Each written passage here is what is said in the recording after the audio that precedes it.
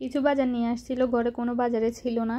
তো ওকে বলছি কিছু আলু নিয়ে আসতে। আসলে ঘরে যদি আলু থাকে দেখা যায় যে কোনো তরকারি না থাকলেও ওটা রান্না করা যায়। আরও কিছু সবজি নিয়ে এসে এখানে লাউ আনছিল, চাল কুমড়া আনছিল, তারপরে পেঁয়াজ আনছিল আর অনেকগুলো আইসক্রিম নিয়ে আসে। আইসক্রিম তো আমার বাচ্চাদের আর আমার অনেক বেশি পছন্দ। আর গরমের মধ্যে আইসক্রিম খাইলে সবচেয়ে বেশি শান্তি লাগে, মনে হয় যে কিছু একটা খাই, তৃপ্তি পাইছি। এরপর রান্না করতে চলে গেছি। এখানে কিছু মাঝারি সাইজের চিংড়ি ছিল, সেগুলোকে কেটে ছোট করে নিয়েছি। আর চিংড়ির মাথাটা যা ছিল সব কিছু আমি বেটে নিয়েছি। আসলে একটু স্বাদের জিনিস খাইতে হলে কিন্তু এমন কষ্ট করতে হয়। বেটে এগুলো যদি দেওয়া হয় চিংড়ি মাছ রান্নাতে তাহলে দেখা যায় যে মাছগুলো অনেক মজার হয়। আর এখানে আমাদের সব কিছুই কিনে নিতে হয়, পানিগুলোও কিনতে হয়, রান্নার পানিটা এক্সট্রা কিনে আনতে হয় আর খাওয়ার জন্য পানি আলাদা কিনতে হয়। তো ঘরে যেহেতু জায়গা হবে না সেজন্য বাইরে রাখা হয়। বাইরে রাখলে একদমই অবস্থা খারাপ হয়ে যায়, একদম ধুলবালু জমে যায়। আর এখানে দেখতে পাচ্ছেন চুলাটা পরিষ্কার করে নিয়েছি। চুলাটা আসলে প্রতিদিনই পরিষ্কার করা হয়, কিন্তু চুলার পর নিচের জায়গাটা আসলে প্রতিদিন পরিষ্কার করা হয় না। এক সপ্তাহ পরে পরিষ্কার করতে গেলে দেখা যায় যে একদমই তেল ছিটছিটে পড়ে অবস্থা খারাপ হয়ে যায়, মনে হয় জানালা নাই, সেজন্যই এরকম হয়। তো এরপরে আমি এখানে রান্নার কাজে চলে গেলাম। এক সাইডে দেখতে পাচ্ছিলেন টমেটো বসাইছি, ওটা দিয়ে আমি টমেটোর খাটা রান্না করব, যেটা আমাদের ফেনী আঞ্চলিক ভাষায় টমেটোর খাড়া বলি আমরা। তো সেটা রান্না করব।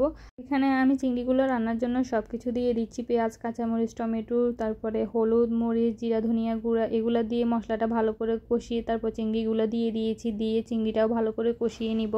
তো কষাতে কষাতে চিংড়িটা কিন্তু ভাজা হয়ে যাবে, কারণ এটাতে আমি কোনো পানি ইউজ করিনি। চিংড়িটা লাল হয়ে আসছে, তখন আমি দিয়ে দিব যে বাটা চিংড়িটা রাখছিলাম সেটাও দিয়ে দিব। দিয়ে ভালো করে আবারও মশলাটা কষিয়ে নিব। কষানোর পরে এবার আমি জল দিয়ে দিব। তো এই পানিতে রান্নাটা কমপ্লিট হয়ে যাবে। আর কিছু আস্ত টমেটো দিয়ে দিয়েছি যেন না গলে। আমার কাছে এরকম মাছের মধ্যে বা চিংড়ির মধ্যে টমেটো দিলে আমার কাছে ভালো লাগে। এরপর ধনেপাতাও দিয়ে দিয়েছি, দিয়ে আর একটু রান্না করে নামিয়ে নিব।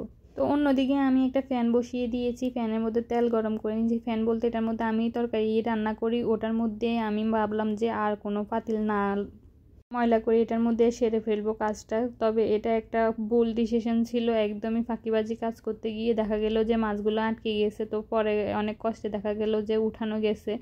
অনেক সময় দেখা যায় যে মাছগুলো ভেঙে যায়, আজকে কিন্তু ভাঙে না, এটা কপাল ভালো। তো সেই জন্য এখানে মাছগুলো ভেজে নিচ্ছি। ভেজে এগুলো দিয়ে আমি সবজি রান্না করব। অনেকগুলো সবজি কেটে নিয়েছিলাম, আগে দেখতে পেয়েছেন আপনারা। তো সেটা দিয়ে এখন সবজি রান্না করব। আর এদিকে আমার টমেটোগুলো কিন্তু নরম হয়ে আসছে, তো আমি সবগুলোকে ভালো করে ঘেটে নিব। এরপরে আমি এগুলোকে ছাঁকনিতে ছেঁকে নিব। আপনারা কে কেমন করে রান্না করেন জানি না, এটা আমি আমার শাশুড়ি থেকে শিখছি যে উনি কী করে এরকম করে তারপর টমেটোগুলো ছেঁকে নেয়। আর এদিকে মাছগুলো ভাজা হয়ে যাওয়ার পরে ওই তেলে আমি পেঁয়াজ, কাঁচামরিচ, টমেটো সব কিছু দিয়ে ভালো করে নেড়েছে। এরপর সবজিগুলো দিয়ে দিয়েছি। আর এখানে দেখতে পাচ্ছেন টমেটোগুলো ঢেলে আমি পানিটা আলাদা করে নিচ্ছি। তো এখন এটাকে একটা চামচ দিয়ে ভালো করে আমি চেপে চেপে রসটা বের করে নিব।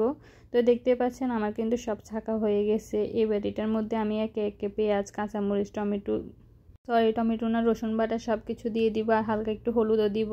আর এখানে টমেটোগুলো টক কম ছিল, সেজন্য আমি কিছুটা তেঁতুলও ইউজ করব। 2-3 কোয়া তেঁতুলের গোটা দিয়ে দিয়েছি। তারপরে এখানে আবার সবজিটার দিকে চলে আসছি। সবজিটাও কিন্তু প্রায় কষানো হয়ে গেছে।